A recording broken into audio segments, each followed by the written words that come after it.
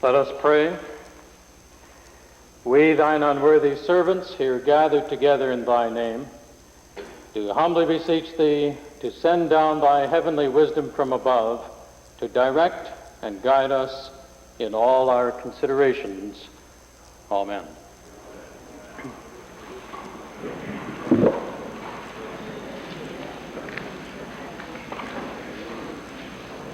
Introduction of visitors. Presenting petitions. Reading and receiving petitions. Presenting reports by standing and special committees. Notices of motions. Edmonton Highlands. Speaker, with prior discussion between yourself and the Government House Leader and the Liberal House Leader, I request leave at the end of question period to sponsor a brief motion dealing with an incidental matter of housekeeping. Additional. Thank you. Introduction of bills. Tabling returns and reports.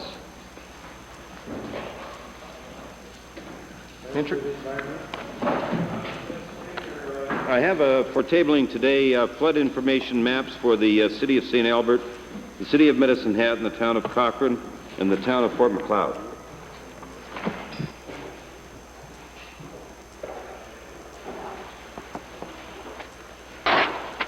Introduction of special guests. Minister, Workers' Compensation, please. Mr. Speaker, seated in your gallery today is a friend of this Assembly, a member who has served for some 15 years from 1971 to 1986, 4 terms as the MLA for Vegreville.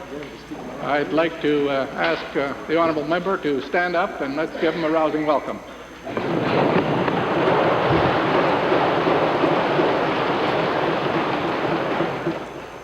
Minister of Consumer and Corporate Affairs.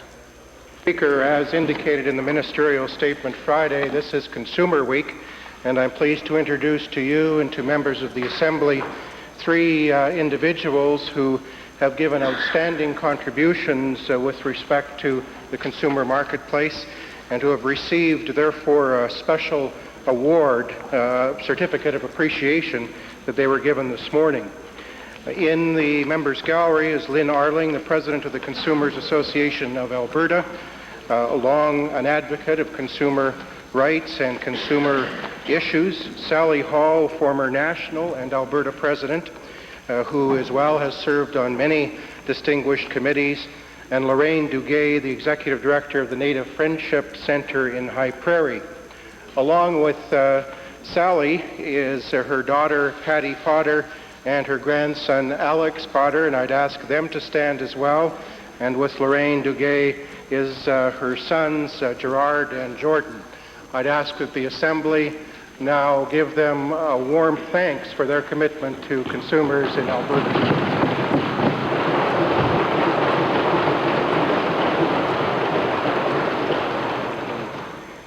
Edmonton Avonmore, followed by Clover Bar.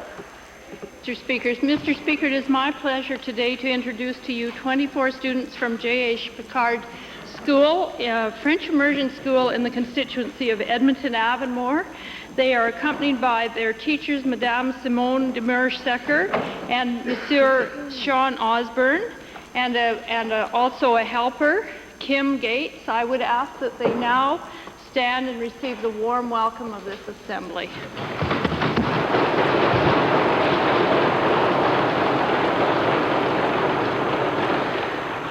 Clover Bar.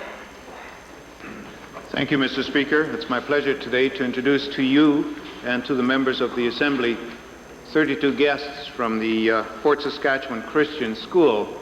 The grade 6 and 7 class is accompanied by Miss Charlene Domes, their teacher, Mrs. Jack Watt, teacher, and Mr. Paul Allison. I would ask our guests who are seated in the members gallery to rise and receive the welcome of the members of the Assembly.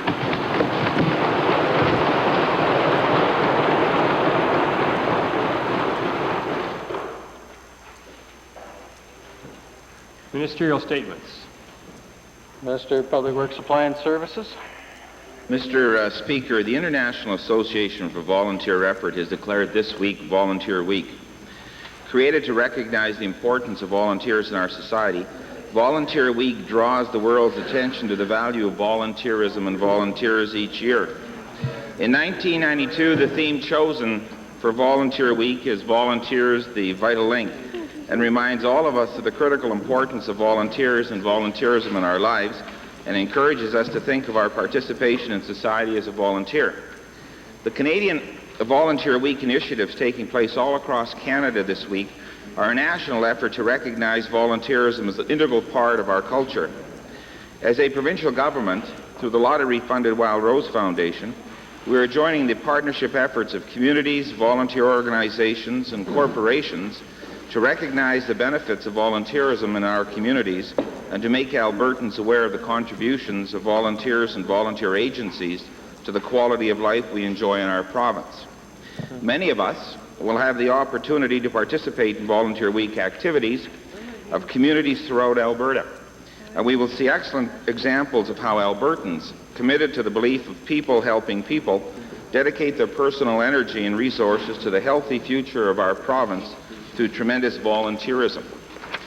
Alberta recently signed a unique protocol of agreement and volunteer exchange, the first of its kind in the world.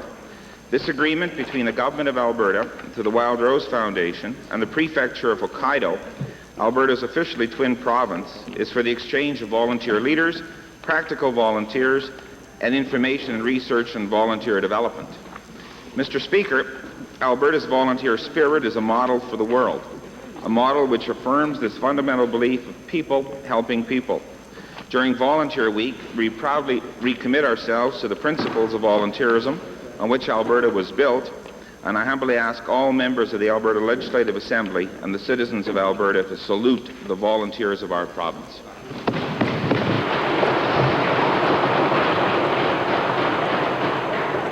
Leader of the Opposition. Mr. Speaker, certainly we in the official opposition would also like to acknowledge volunteer work and also, of course, commend the many volunteers in Alberta.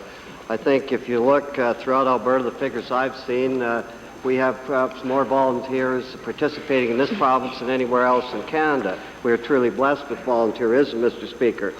But I must say to the government, Mr. Speaker, you cannot abuse volunteers by having them take over the government's responsibility, Mr. Speaker. I point to the need for more volunteers in food banks. They're not happy doing that, Mr. Speaker. That's not where they want their volunteerism to go. We have volunteers trying to teach literacy, money that should be used in different ways. We have been told by parents, when they try to volunteer, that they should go around and monitor different daycare centers. The point I want to make, Mr. Speaker, is that we are downloading a lot of government responsibility onto the backs of volunteers.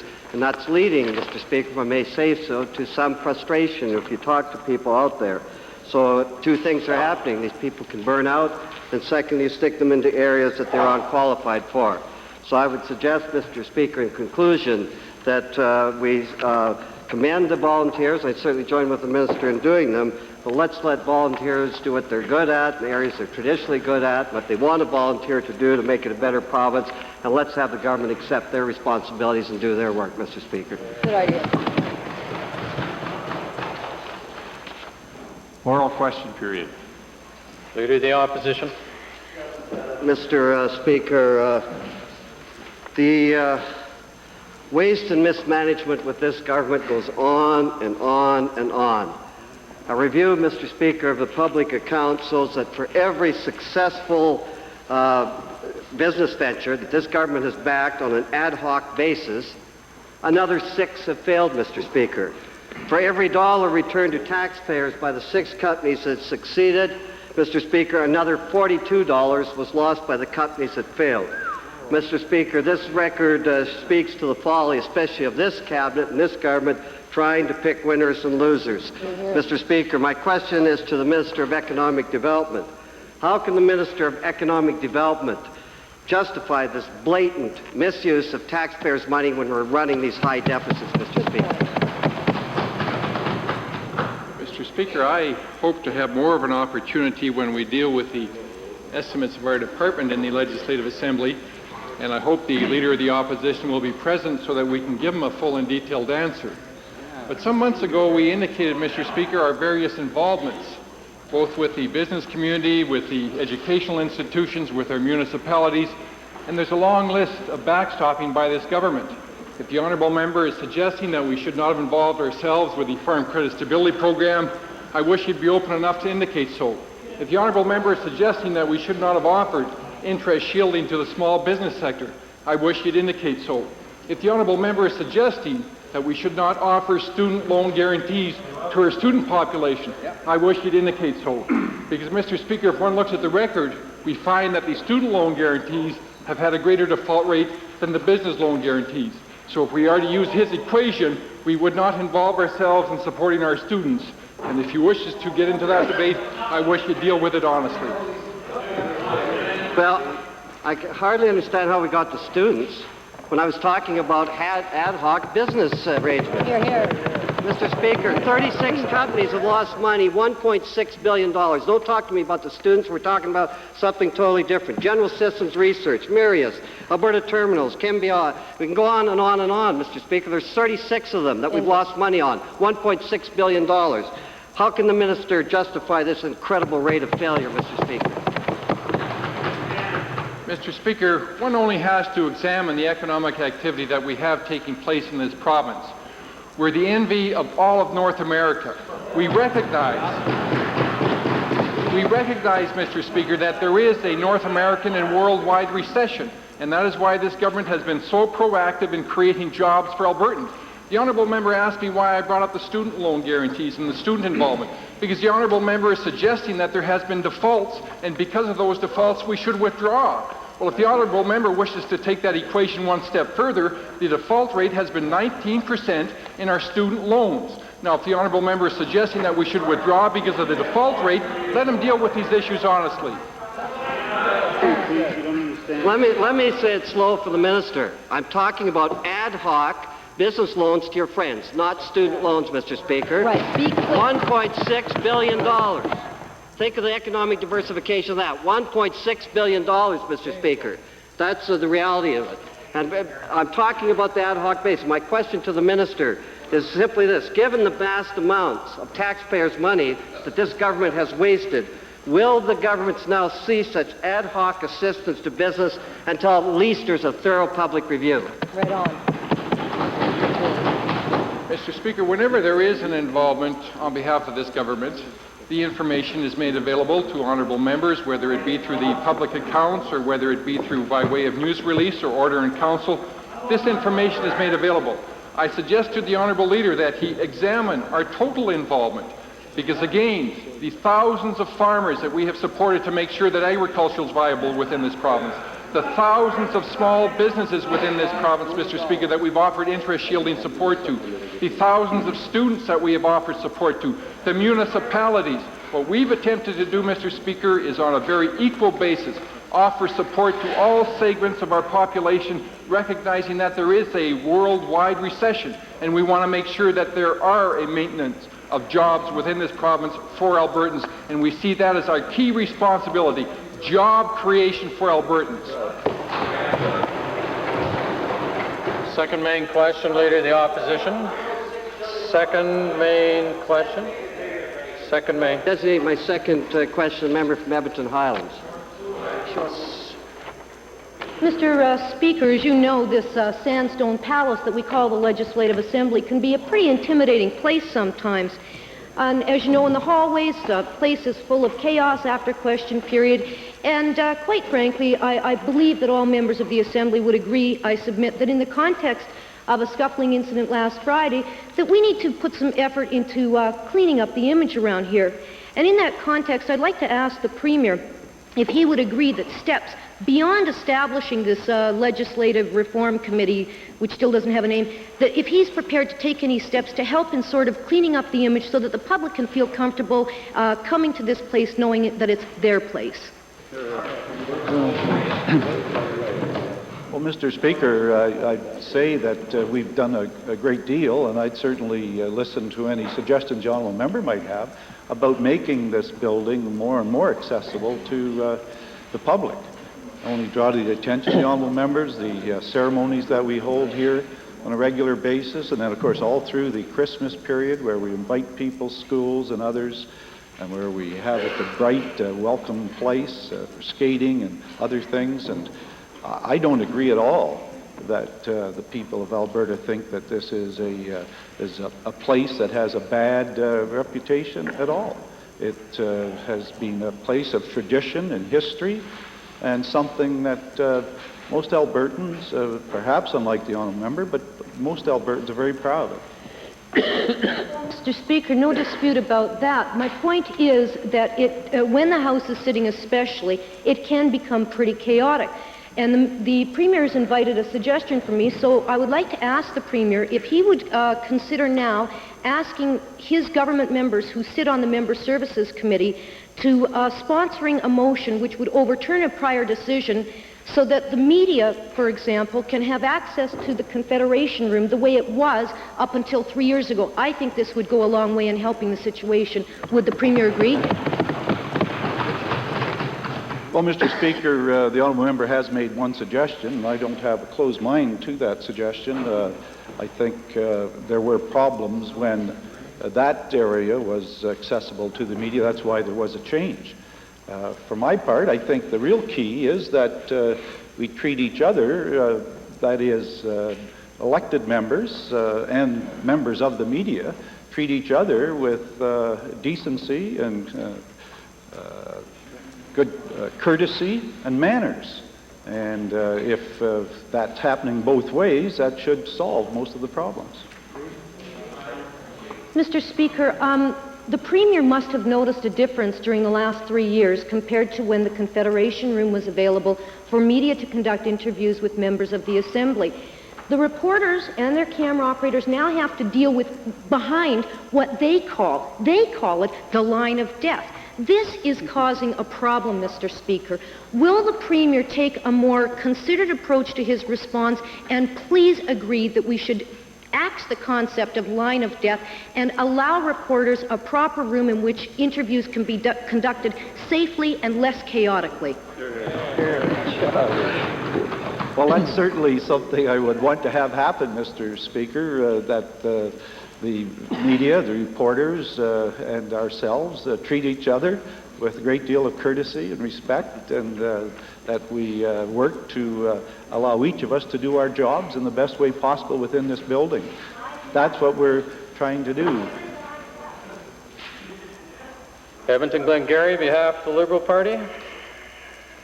Thank you, Mr. Speaker. Mr. Speaker, many Albertans want to see parliamentary reform. They want to see MLAs have more free votes. They want to see power pushed down from leaders and cabinets to the MLAs. They want recall. They want the election of speakers.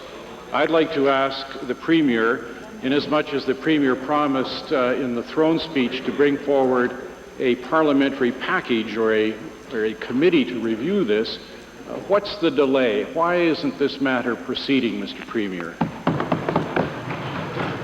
Well, Mr. Speaker, the honourable member only has to refer to the throne speech to know what the proposal was, and that is an all-party select special committee that would look at any ideas that people might have in terms of reforms, but that some reforms, Mr. Speaker, are talked about by people without a real understanding of the special legislative and parliamentary traditions that we represent in the British parliamentary system. But we were working, Mr. Speaker, first to conclude the throne speech and the budget presentation, and now we will be bringing, certainly from the government's point of view, the select committee members so that we can get that select committee working. I could advise the House now that the honourable member from Lethbridge, the Minister of Advanced Education, would be the chairman of that committee, but all of the members haven't been finalized. I don't know from the other member's side. We will certainly talk to them. The House leaders and Mr. Gogo will talk to them, but we are now firming up the members of our side of the committee. Mr. Speaker, many of the rules in this Assembly are outdated. One of the rules that we deal with relates back to 1642. Another rule that we deal with says or takes the position that ministers need not answer questions. All of those things need to be changed. I'd like the Premier to tell us what the timelines are. When is this going to get going, and when is it going to be completed? Well, I would expect, Mr. Speaker, that the committee will decide that. They will meet and they will determine what the time it takes them to come up with the recommendations that are necessary. I just caution the honourable member, he has not been in the House very long. It's true. And things that have come down through the ages, that great tradition through the British parliamentary system, are not things that you discard quickly. They are not things that you treat with disgust. They are things that have a great deal of thought and tradition behind them in our democratic system, and I would hope that in making any changes, you take the time to judge well before you make those changes, and you do not treat this institution and all that it stands for in our British parliamentary system with the kind of disdain that the honourable member is showing for it. It's terrible. Yeah. We'll do anything for growth. Mr. Speaker, great traditions, archaic rules that don't require answers to be given are not rules that should be perpetuated. There should be evolution and change. My final question to the Premier is this. Numerous suggestions have been made by members of this House to have the Speaker of the Assembly elected on a yearly basis. Will the Premier commit to that initiative? The committee. Well, Mr. Speaker, I just wonder about the honourable member if he thinks before he asks his questions. No. The answer is no. Because surely if we are creating a committee, we won't in advance tell them what they will have to decide. I mean, that is the beauty of a select committee of all members, all parties in this legislature, who will do with some thought, some planning, and some recommendations. As I say again to the leader of the Liberal Party, he has not been here long. He does not show an appreciation, and I understand his frustration when he hasn't been able to adjust to the rules of the House very well, but that is often, can be, your own failure rather than the failure of the system that we operate within. That's right. Wainwright. Thank you, Mr. Speaker. My question is to the Minister of Education concerning the Battle River teachers' strike and their rejection of the latest offer made by the school board. The collective bargaining system seems to be targeted at hurting the students, especially hurtful to some of the grade 12 students that are trying to attain high enough marks for university entrance. Some of them hoping for scholarships that require a minimum attendance record. Could the minister tell us what provisions he is making to protect the interests of the students? Well, Mr. Speaker, I know I speak on behalf of all members of government that we are as anxious as anybody to see the students back in the classroom and back learning before their teachers and back in the school. And I know my colleague, the Minister of Labour, would want to speak on the specifics of the labour dispute. But as for ensuring that these students' learning can continue, the government, through the Distance Learning Centre and through our book branch, has made available to 7 of the school boards over 4,400 units of learning material in 14 subjects, and this is as of 12:01 today. And we stand ready, Mr. Speaker, to ensure that any further requests are in the hands of students as quickly as we possibly can. And I just want to underscore, Mr. Speaker, our desire to get these materials into their hands, but more importantly that both sides will be able to come to a conclusion that's best for kids so that they're all back in the classroom learning where we all want them to be. My supplementary is to the Minister of Labour. The strike has continued now for 21 days, and there seems to be no solution coming up. In fact, I don't believe that they're even negotiating now. What is the minister doing to help end this strike, and has she considered legislating the teachers back to work? Mr. Speaker, it's true that the strike has continued for 21 days, but we should be careful to note that that's 10 days of school that have been lost, as my colleague, the Minister of Education, has just informed me. And as he has also said, our primary concern here is the future of these children and these young people in the schooling, that we would hope that they are kept firmly in mind, because they are, or should be, everybody's first priority. The responsibility to negotiate and settle this strike is very clearly that of the school trustees and the teachers. The school trustees, of course, are elected to represent the taxpayers in each school district, and the teachers are responding to their needs as well.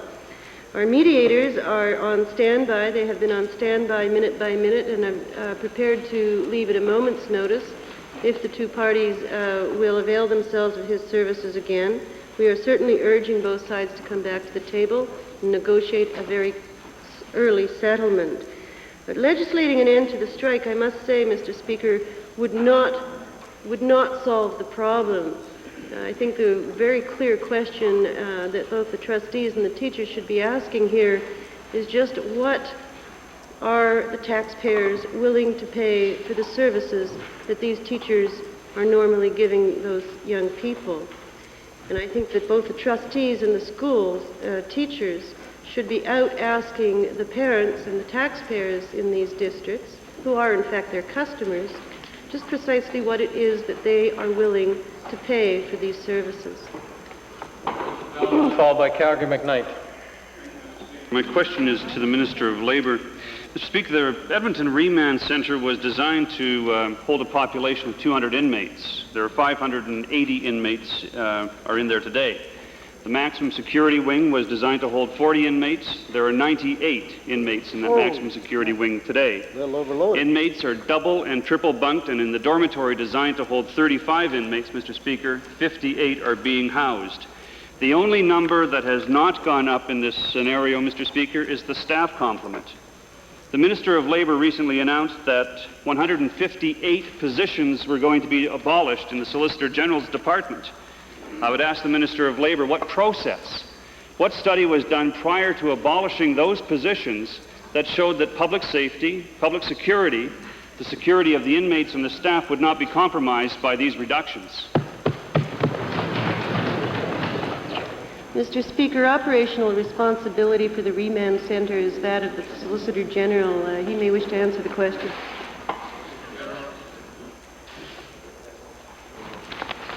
The Edmonton Remand Centre certainly does a tremendous amount of work in this province in the criminal justice system.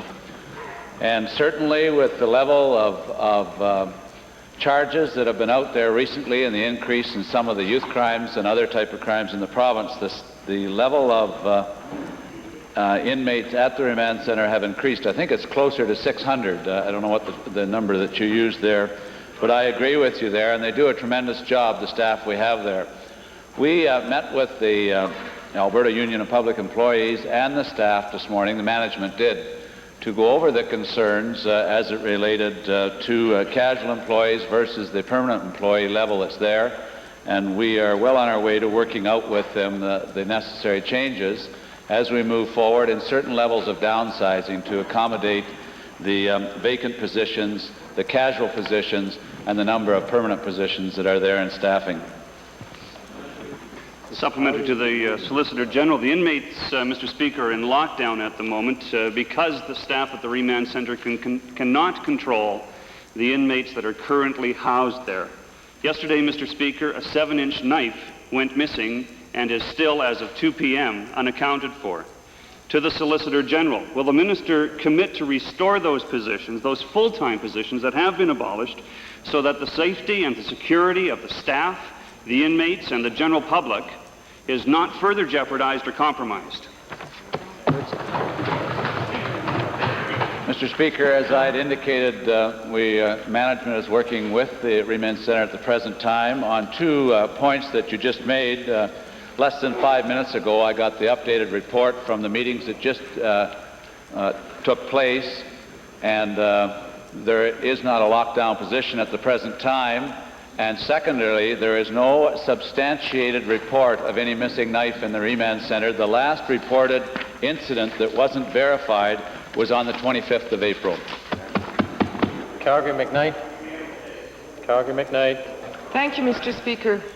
Mr. Speaker, this year's education budget has introduced an educational clawback through the double count system. It has been condemned by school jurisdictions. My question is to the Minister of Education.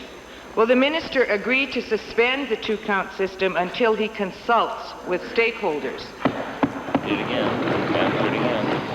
Well, Mr. Speaker, I want to advise all members of the Assembly that the estimates of our budget estimates, which were debated on Friday, contain sufficient funds to pay all school boards all the dollars that they are entitled to. And I would encourage school boards to continue to put in place programs that would ensure all children are able to stay in school, but more importantly, stay learning, and that's what's most important. I would remind honorable members of this Assembly that it was April 23rd of last year where we discussed and debated the estimates of the Department of Education, and on that occasion, the honorable member for Stony Plain and the honorable member for Calgary McKnight endorsed a two-count system specifically for English as a second language.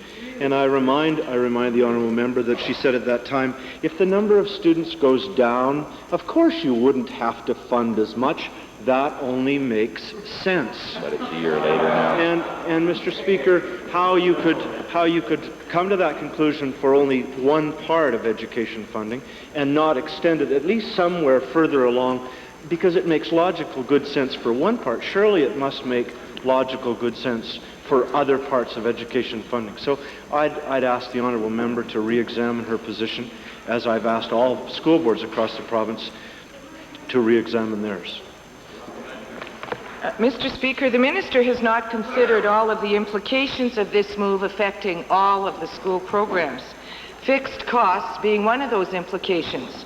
Is the Minister suggesting half-year contracts with QP, ATA, transportation companies, and so on? Half-year Well, Mr. Speaker, I am asking school boards to consider, just as several companies in the honourable members and my own home city of Calgary have had to reassess exactly the way they do business today. And the way they do business today is considerably different than the way they did business 10 years ago. Because if they did business the way they did 10 years ago, they would be out of business. And just as all of us must assess or reassess our contracts, our other ongoing obligations, so must school boards do the same thing. And Mr. Speaker, I can hardly stand in this Assembly and ask taxpayers of Alberta to pay for an education program through their tax dollars, to pay for an education program for children who are no longer there. Why should taxpayers pay for the education of phantom students? And I believe, Mr. Speaker, that it is incumbent upon this government, who are the trustees of taxpayers' dollars, to make sure they are spent effectively, efficiently, and very, very wisely. Right. Calgary Foothills, followed by Edmonton Strathcona. Thank you, Mr. Speaker. A number of Alberta students that are currently enrolled in university and college programs in a variety of health disciplines are currently receiving financial assistance through the student stipend program. There have been rumors circulating that this program will be discontinued, Mr. Speaker, and I'm wondering if the Minister of Health, now that the budget has been filed, could clarify the situation if this program will or will not be continuing on. Mr. Speaker, over the course of the current fiscal year, we will be phasing out the provision of student stipends within the health system. The issue really becomes one of fairness and an issue of the appropriate body to support training assistance. In terms of the issue of fairness, we have 38 health disciplines, 16 of which receive a stipend. I suppose ideally we would have moved the stipend onto all 38 of those professions. However, in the current fiscal context of the province, that simply wasn't an option. Instead, we looked at the appropriate body that should be supporting training of students in the health discipline, and we believe that that body should be the Student Finance Board. So therefore, for any student currently receiving a stipend, that will continue throughout this fiscal year, or the length of their program, whichever comes first. For those who might have anticipated a stipend, there will be some, but at a reduced level over the fiscal year. I'll be happy to go into more specific details during the estimates of the Department of Health. Well, thank you, Mr. Speaker. Many of these students have been in the classroom from the fall until the end of this month and will be moving directly into the clinical portion of their academic training. And I was wondering, Mr. Speaker, if the Minister of Health could comment as to which specific programs this will affect and whether the appropriate arrangements have now been made with the Student Finance Board. Mr. Speaker, we've had extensive consultations over the last year with respect to the stipend issue with the many institutions in the province who are not only training our students but also who have dollars within their budget to pay stipend. The Student Finance Board, I've certainly worked with my colleague, the Minister of Advanced Education. The Student Finance Board is certainly well aware of the moves that we are going to be making, and has indicated that they will consider new or increased supports for student financial assistance if the stipend decision results in undue hardship on particular students. Edmonton Strathcona. Thank you, Mr. Speaker. My questions are for the Minister of Labour. Several months ago, Climate Master, an Edmonton furnace manufacturer, after receiving $7 million of taxpayers' money, went bankrupt. It had produced a Flame Master furnace model, which has been the subject of serious and grave concerns in Ontario and Manitoba.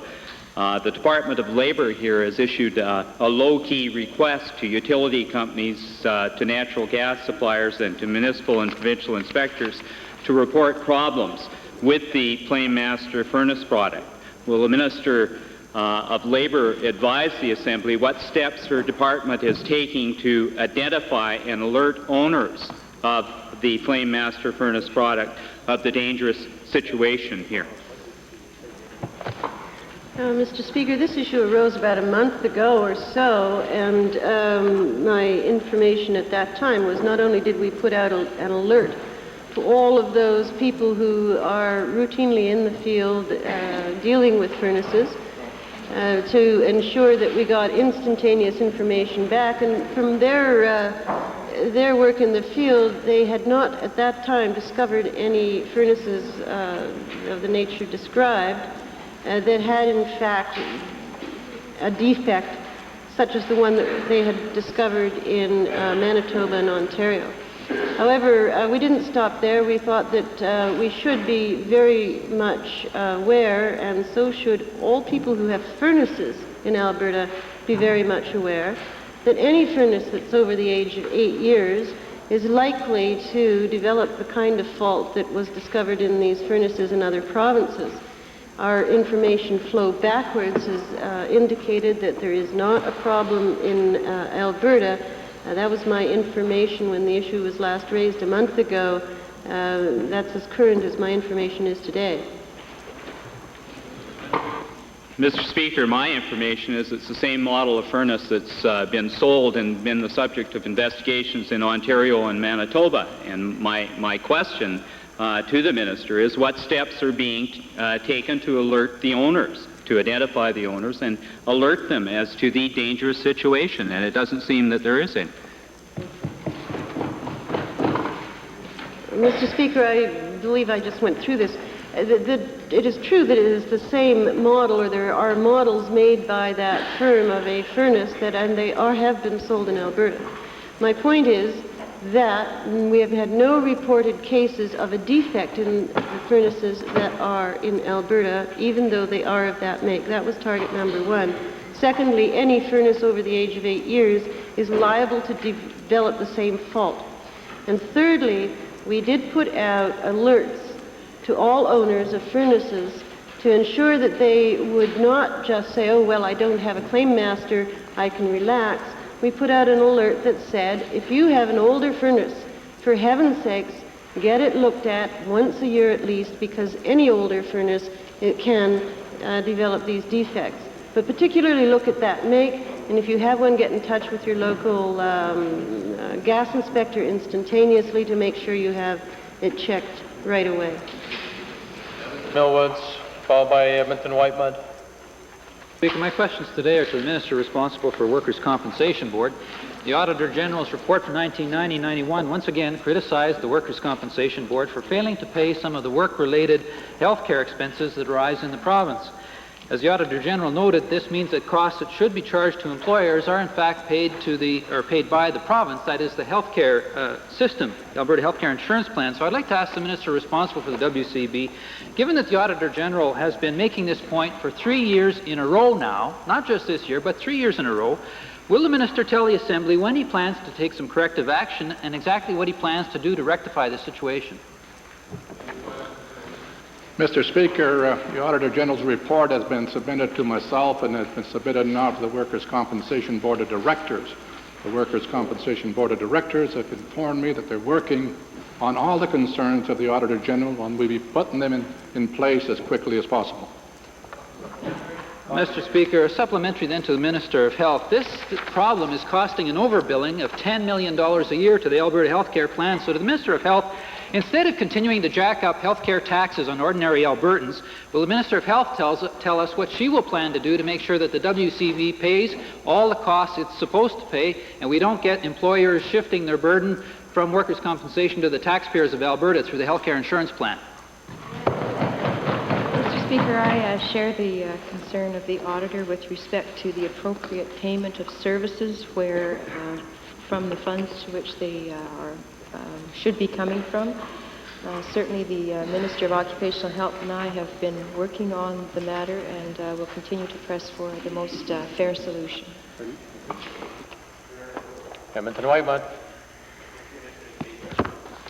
Year after year after year, and again this year, the provincial auditor has called on the government to eliminate the lottery slush fund now controlled by the minister responsible for lotteries. To the minister responsible for lotteries, why does the minister time after time after time ignore the auditor's valued advice? Mr. Speaker, I'm not aware of any recommendation put forward by the Auditor General in the province of Alberta that says that the province should not commit itself to helping literally thousands and thousands of volunteer nonprofit groups in this province.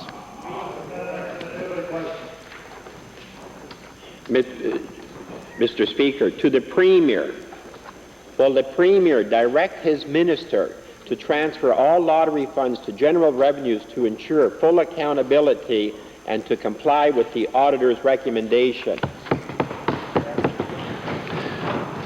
Mr. Speaker, we've had this discussion in the House before, and as the Minister responsible for lotteries has pointed out to the Honourable Member, that we are dealing with these lotteries funds in a way that provides the greatest possible benefits to the people of Alberta. Bow Valley. No Bow Valley. Don't see a Bow Valley. Mr. Speaker, my question is to the Minister of Environment. In 1989, the federal government set up a project at the Canadian Forces Base in Suffield to destroy all of the chemical warfare that they had on hand at that time. A local citizens committee working with our Department of Environment were assured that when that project was finished, that the equipment would be removed from the site. The project has been completed now for some time, and yet it's my understanding that the equipment is still there.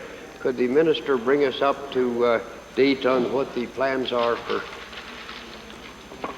The honourable member is referring to an operation called Operation Swift Sure, which was set up to, as the minister pointed out, to destroy waste military toxics and gases and so on.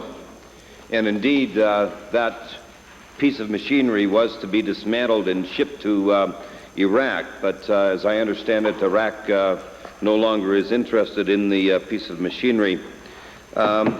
We do have the assurances of the federal government that it will be dismantled and it will be removed in some way, shape, or form, and my officials will be following up with the federal government to make sure that that indeed is done.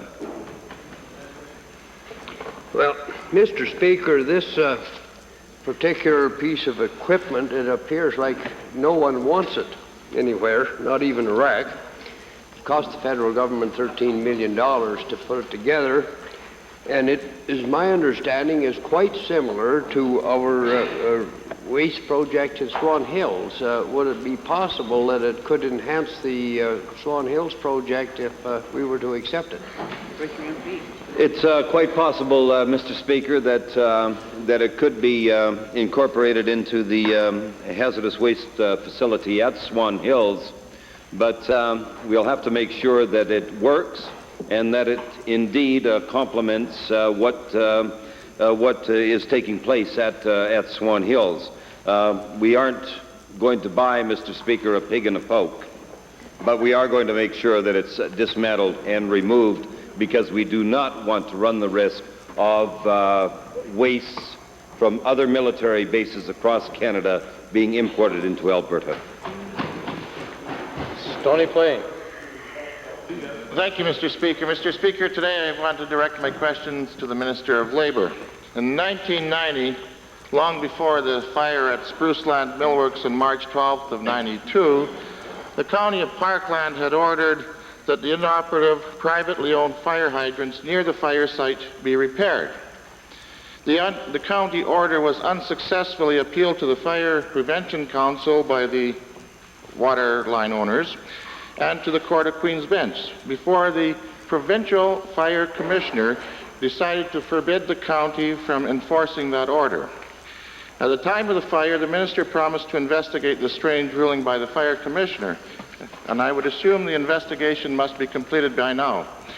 I would ask the minister, would she please inform the House of the Fire Commissioner's rationale for preventing the hydrants from being repaired, thereby ignoring rulings of both the Fire Prevention Council and the Court of Queen's Bench? Oh, yes, Mr. Speaker. The county had requested permission to prosecute, which of course is a criminal offense.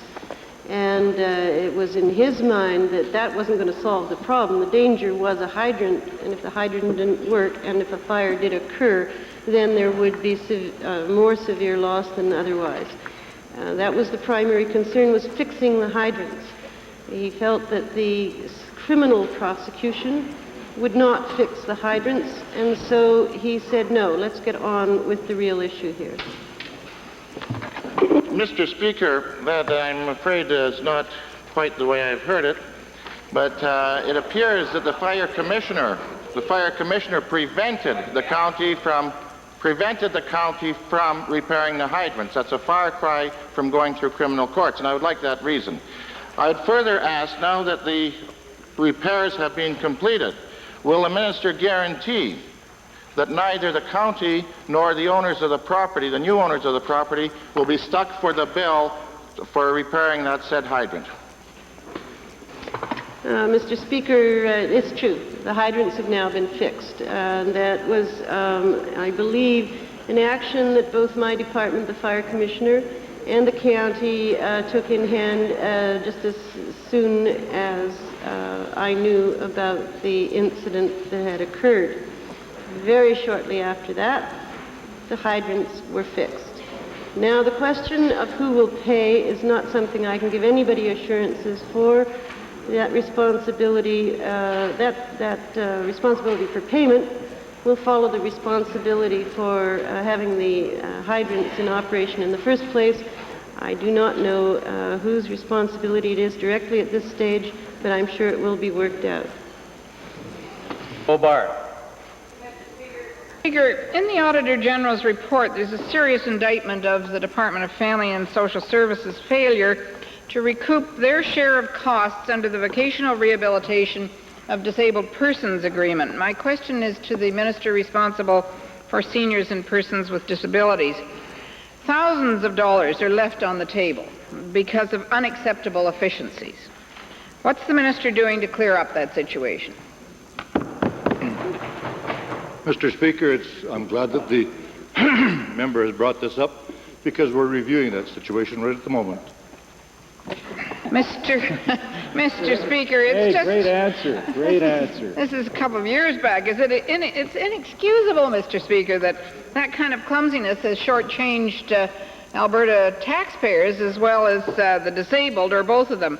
Mr. Speaker, will the minister guarantee that he'll put a tracking system in place for the thousands of dollars in holding codes, such as the Attorney General suggested? Hear, hear. Mr. Speaker, I just answered that. We're looking at this very situation right at the moment, and we'll be happy to report back to this Assembly. McCall. Thanks, Mr. Speaker. My question today is directed to the Solicitor General. I'm wondering if his department is planning any action regarding the RCMP white male discriminatory hiring practice.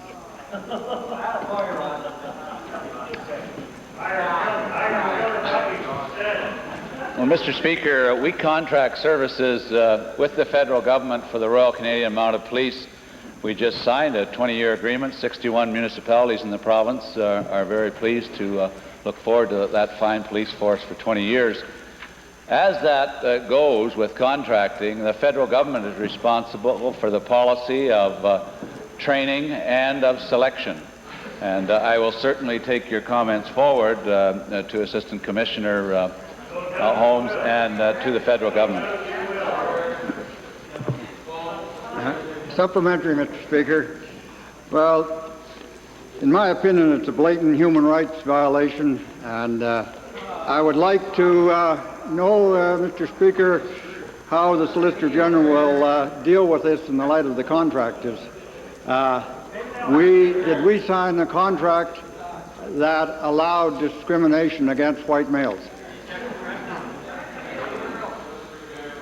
Mr. Speaker, I had indicated that I will be communicating your thoughts and your question to the Commissioner, but what we're looking for is equal opportunities for all Albertans, for all Canadians, and the track record of the Royal Canadian Mounted Police has been that they have shown that in their consideration of selection and in training, and I will take your question forward.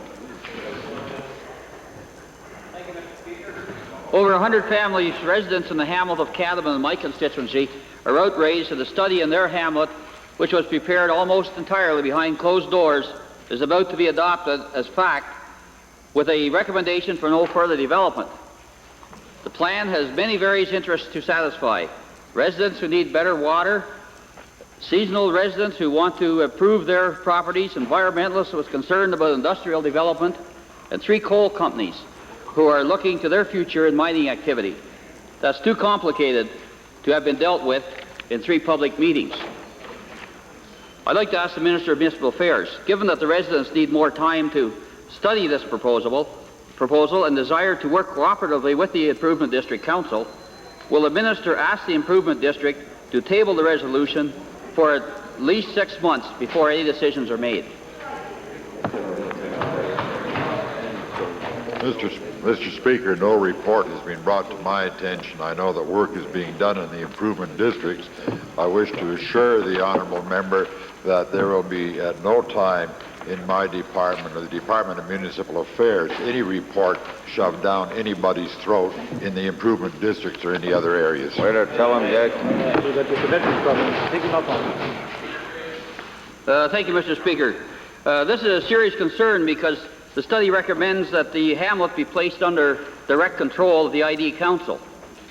For the ID to take this unprecedented step of designating the hamlet as a direct control district is indeed a bureaucratic interference of the worst kind. Will the minister order the Improvement District Council to put the adoption of an area structure plan on hold pending development of a land use bylaw for the hamlet and give up the idea of direct control district altogether? That's okay. Well, Mr. Speaker, I'm surprised that a former municipal politician wouldn't already be aware that all hamlets are under the control of a municipal district or improvement district in any case. Notwithstanding that, the whole study of these rural improvement districts are arising as a result of the people's desire living in improvement districts to in fact have greater control over their affairs. That's what this whole study is all about, and that's the manner in which we will proceed, while having in mind that there are different interests in different parts of any given improvement district. Time for question period has expired. Might we revert briefly to the introduction of special guests? Opposed? Carried. Thank you. Edmonton Jasper Place, followed by Minister of Consumer and Corporate Affairs. Mr. Speaker, it's a pleasure for me to introduce a very bright group of students from a very bright school named Brightview in the constituency of Edmonton Jasper Place. There's approximately 28 of them here today, accompanied by their teacher, Mr. Graham Walker, and a very active parent in the community, Mrs. Doreen Halliburton. They're in the public gallery, and I wonder if they would please rise and receive the warm welcome of members.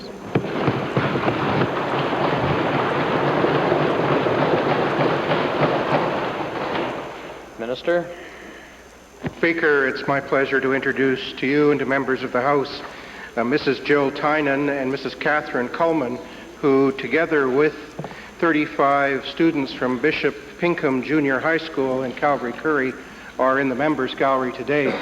I might say that Bishop Pinkham has been the most active school in bringing students to the Assembly, and I look forward to meeting with them, with the Minister of Education, following this point in time. I would ask them now to stand and to receive the warm welcome of the Assembly.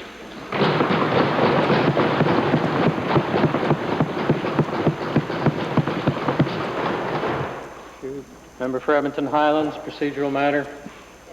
Mr. Speaker, using the citation 559 from Beauchesne, which allows for incidental motions to come forward without a full day's notice. Mr. Speaker, I'll read the motion that I wish to sponsor and explain it briefly. Be it resolved that motion 208, which is on the order paper in my name, be allowed to stand and retain its place until Tuesday, the 5th of May, 1992. I'd like to tell members of the Assembly that I did talk about this matter with the Minister of Health, to whose department it is related. I spoke also with the Government House Leader, in fact, two of them, the Speaker and the Liberal House Leader, and got concurrence for my request to come forward with this motion.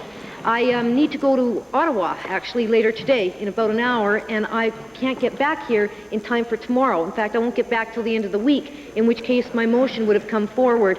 The Minister and I agree that the motion is worthy of consideration, and therefore I ask members of the Assembly to provide the unanimous consent that's required to let this motion stand over until my return next week.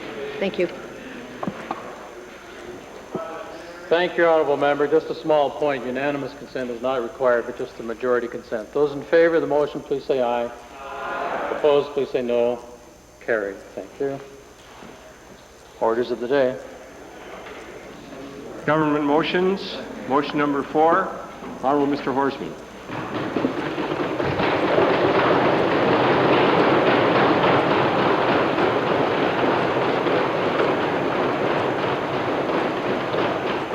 Deputy Premier. The